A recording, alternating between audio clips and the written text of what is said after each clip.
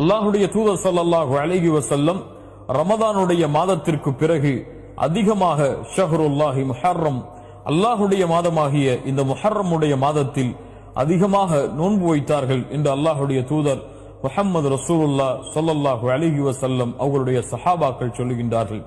அல்லாஹ்வின் மாதம், அல்லாஹுடைய தூதரால் கண்ணியப்படுத்தப்பட்ட மாதம், மூசா அலைஹிஸ்ஸலாம் ஃபிரௌனிடமிருந்து காப்பாற்றப்பட்டு அல்லாஹ்வின் வெற்றியை அடைந்த இந்த மாதம், அந்த மாதத்தில் அல்லாஹுடைய தூதர் ஸல்லல்லாஹு அலைஹி வஸல்லம் 10வது நாள் நோன்பு வைக்கும்படி ஏவினார்கள். 9வது நாள் அடுத்த ஆண்டு நான் உயிரோடு இருந்தால் நோன்பு வைப்பேன் என்று தன்னுடைய ஆசையை வெளிப்படுத்தினார்கள். கண்ணியத்துக்குரியவர்களே, அல்லாஹுடைய தூதருடைய வழிமுறையின் அடிப்படையில் இந்த ஆஷராவுடைய தினத்தையும் அதற்கு முன்னால் இருக்கக்கூடிய 9வது தினத்தையும் நோன்பில் கழிப்போம். அல்லாஹுடைய தூதர் ஸல்லல்லாஹு அலைஹி வஸல்லம் சொன்னார்கள், மன் ஸாம யௌமன் ஃபீ சபீலில்லாஹ்